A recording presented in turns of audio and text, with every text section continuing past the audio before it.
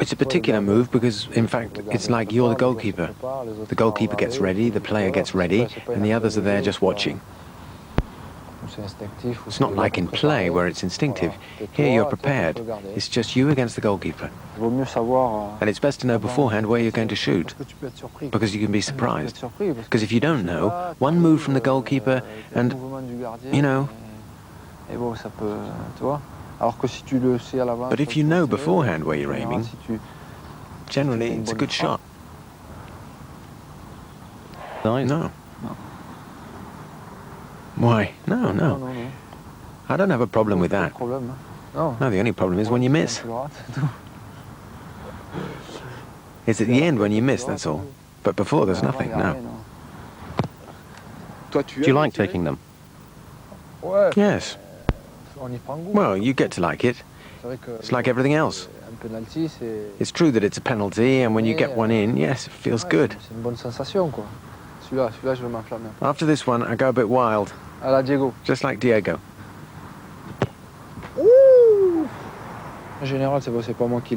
Usually it's not me that takes them. For the past year or two with the French team, it's been me when Yuri's not playing. Now Laurent Blanc's not here anymore, so that makes me the second penalty taker after Yuri.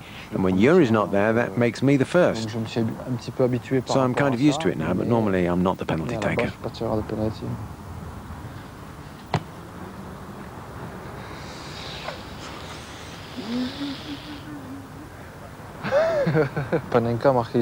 Panenka went down in football history when he took the penalty that he invented. Takes a long run up, you think he's going to blast it or place it, and then at the last moment he slows down to get under the ball, to chip it, and tries to place it in the middle of the goal.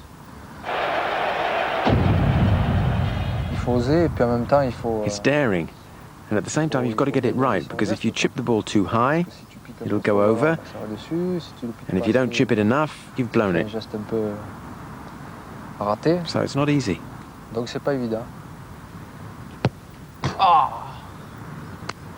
And if you miss? If you miss, you look stupid.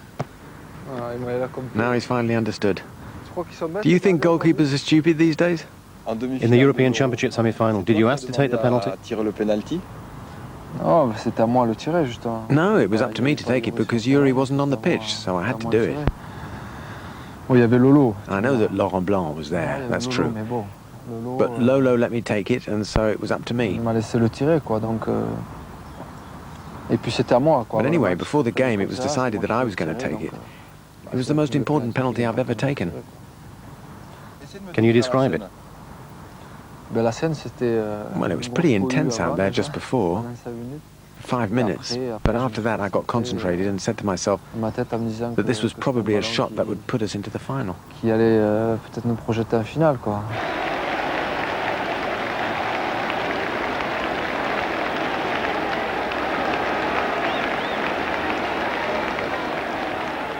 How did you hit it?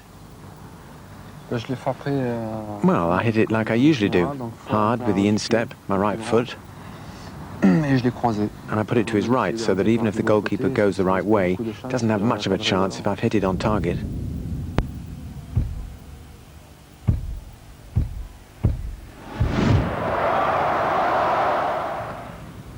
Perfect. No chance at all. He couldn't have stopped it, right? Impossible.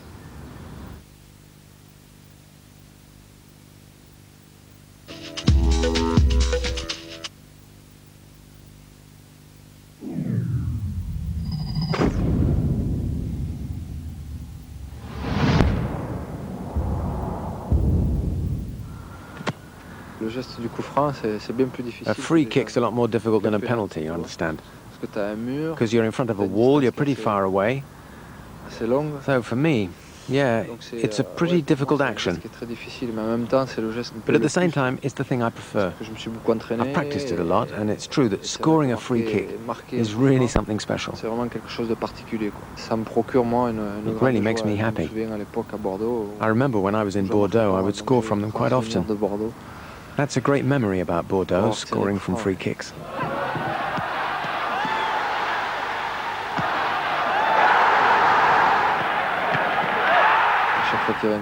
Every time there was a free kick on the goalkeeper's right, not far away from the 16-yard line, the public would chant, Zizou, Zizou, Zizou.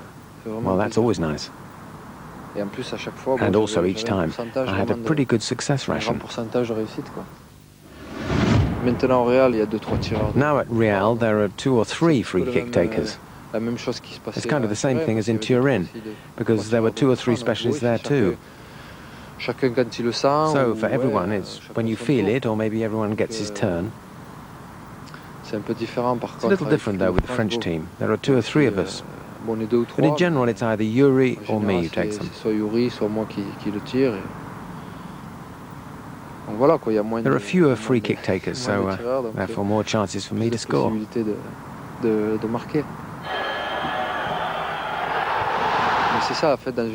Well, that's what a team's all about. You have a number of guys who take free kicks, and everyone gets his turn, and sometimes one player has this feeling more than the others, so you let him take it. Because if he feels he can do it right then and there, it's not right to stop him. The only problem is that sometimes we all get that feeling at the same time.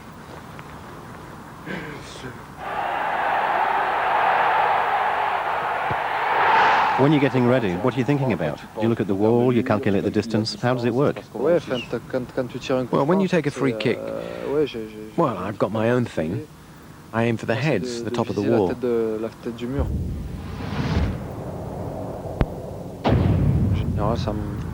Usually it works, because either the ball hits them right in the head, either they duck a little or they don't jump, you see. My reference is the wall, the top of the wall.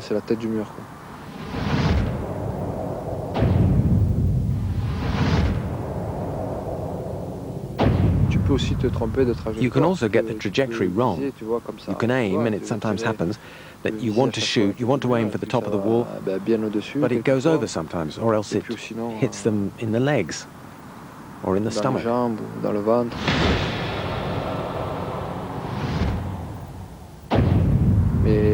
But if you shoot exactly where you're aiming, usually it's a great free kick. I'm not saying that you score each time, but at least it's a dangerous kick. Do you practice a lot, or is it a gift? I should practice even more. I believe it's something you need to work on, because even when you're a technical player, that isn't the only reason, you have to train, and you have to really work at it a lot. It's like a penalty. It should be practiced every day. Every day. I think that Platini practiced every day. Can you tell me about some of the great free kick takers? Platini. For me, he's the best. He can take them from both sides, either above the wall or around it.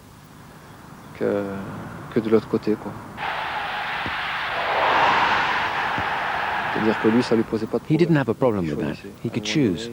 At one point he could choose where he wanted to shoot. So for me, he's the best free kick taker ever. Mihalovic with Lazio, you know. You knew that every time there was a free kick, he'd score.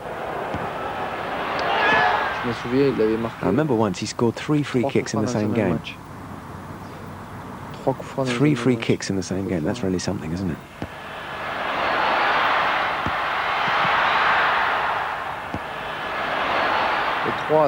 And 3 different ones, not 3 times the same one.